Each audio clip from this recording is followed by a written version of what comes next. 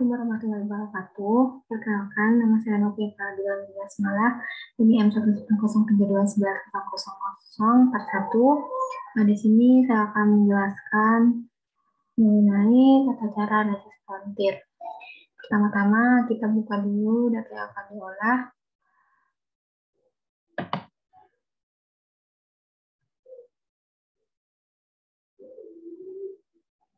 Nah, di sini sudah ada datanya. Dan sebelum itu, saya akan menghapus salah satu variabelnya, yaitu variabel pupuk. Klik kanan, lalu delete. Lalu kemudian kita beralih ke data yang ada di bawahnya, data yang sudah dalam slot. Di sini kita ubah terlebih dahulu ke len.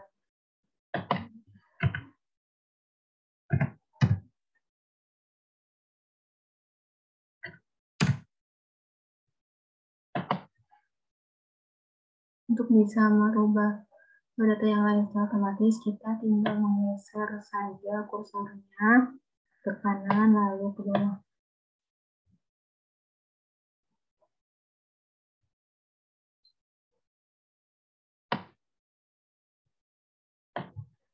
Nah, data di sini sudah berubah semua menjadi len. Lalu setelah itu kita copy untuk dipindahkan ke file isi baru. Kita copy semuanya, khusus variabel yang sudah len ya, yang di bawahnya. Nah, sampai 60, kita copy, kita klik file, lalu new, lalu ke file. Nah, di sini kita tinggal klik paste file semua. Nah, keluar semua. Lalu langkah selanjutnya yaitu kita paste datanya, di-increase dulu agar ada tambahan 6 nilai desimal di belakang angka.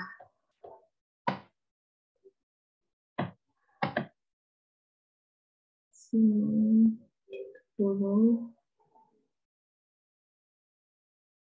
semuanya, increase. Nah,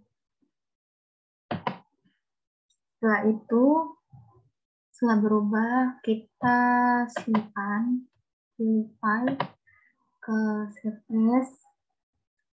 as, lalu kita ke frontier, file frontier untuk penyimpanannya.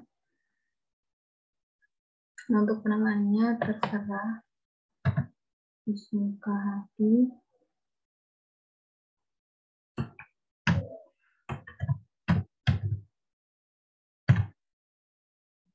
Lalu di sini harus dalam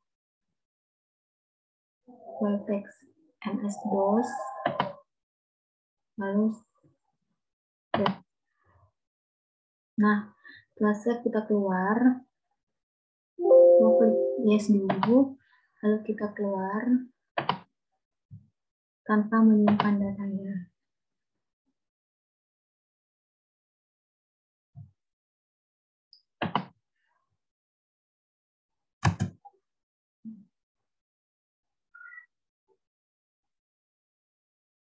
Langkah selanjutnya yaitu kita buka data yang sudah disimpan.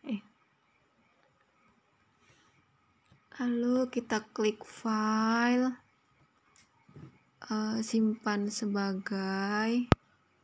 Lalu di sini kita ubah namanya EPP2.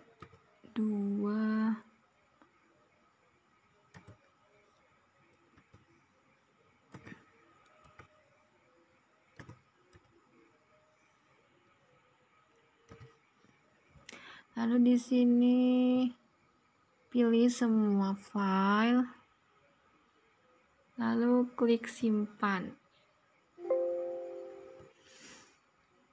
Setelah itu kita ke frontiernya. Kita buka frontiernya. Nah, seperti ini tampilannya. Lalu kita input data. Yang pertama klik T.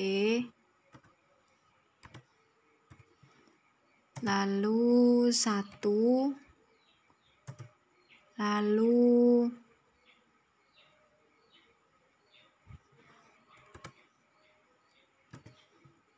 EPP2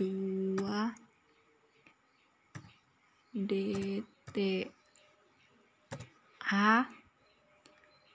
lalu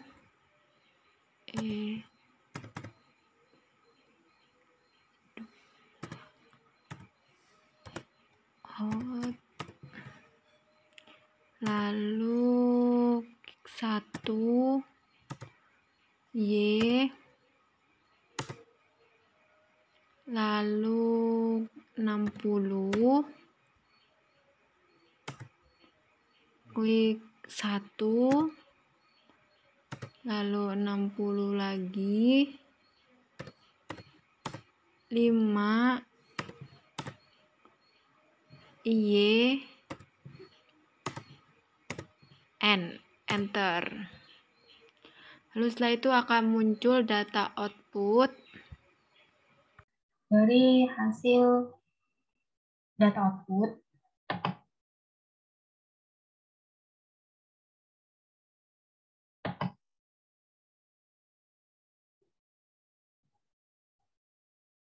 Di sini ada data outputnya. Yang pertama kita akan interpretasi mengenai LR, nilai LR. Diketahui nilai RR testnya sebesar 0,55. Nilai ini dapat kita gunakan untuk mendeteksi apakah di lapang itu ada kasus inefisiensi atau tidak. Jadi hipotesisnya H0 yang menandakan tidak ada kasus inefisiensi di lapang, H1 terdapat kasus inefisiensi di lapang. Untuk mengetahui apakah LR test ini signifikan atau tidak, kita harus membandingkan dengan tabel kode PAM.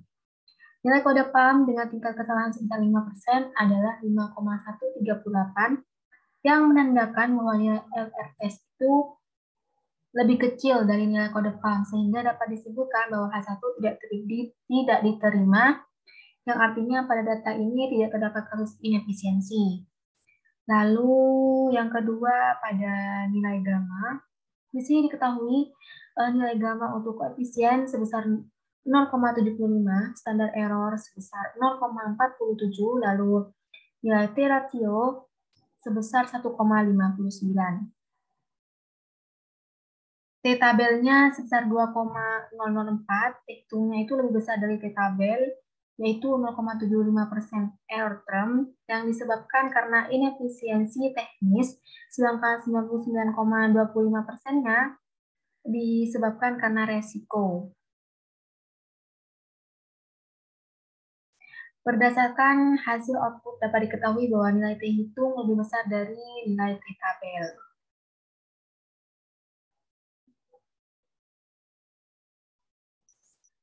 Lalu selanjutnya yaitu uji pengaruh dari masing-masing variabel. Di sini pada final MLA. Yang pertama yaitu pada beta 1. Interpretasinya jika dihitung dengan alfa 5%, maka dinyatakan signifikan karena nilai T hitung yaitu 4,06 lebih besar dari nilai T tabel yaitu 2,004. Sehingga dapat disimpulkan jika X1 atau variabel luas lahan dinaikkan sebesar 1%, maka output akan meningkat sebesar 0,67%. Untuk interpretasi pada beta 2, jika dihitung dengan alfa 5%, maka dinyatakan tidak signifikan karena nilai T hitung yaitu 0,13 kurang dari T tabel 2,004, sehingga dapat disimpulkan jika X2 atau variabel benih dinaikkan sebesar 1%, maka output akan menurun sebesar 1,4%. Lalu pada beta 3, jika dihitung dengan alfa 5%, maka dinyatakan signifikan karena nilai T hitung yaitu 4,59 lebih besar dari nilai T tabel, yaitu 2,004, sehingga dapat disimpulkan jika X3 atau variabel tenaga kerja dinaikkan sebesar 1%, maka output akan menurun sebesar 0,75%.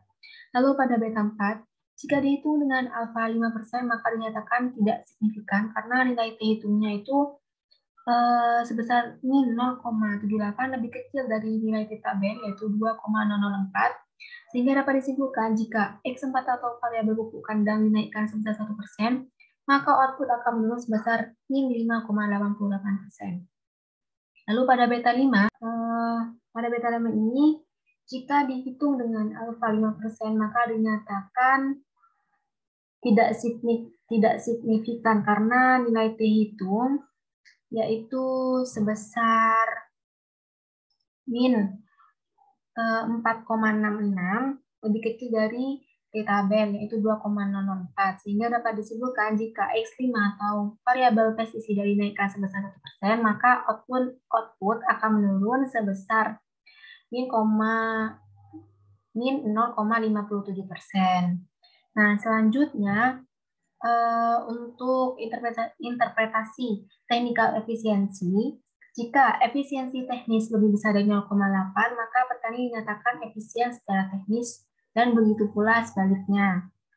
Berdasarkan data ini, dapat dilihat bahwa hanya petani nomor 3 dan juga nomor 50 yang dinyatakan efisiensi secara teknis dengan nilai efisiensi sebesar 0,88 dan 0,94. Nah, dan untuk petani lainnya dinyatakan belum efisien kegiatan produksinya karena nilai efisiensinya itu lebih kecil dari 0,8. Baik, mungkin hanya itu yang bisa saya sampaikan. Semoga dapat dipahami. Kurang lebihnya saya mohon maaf. Wassalamualaikum warahmatullahi wabarakatuh.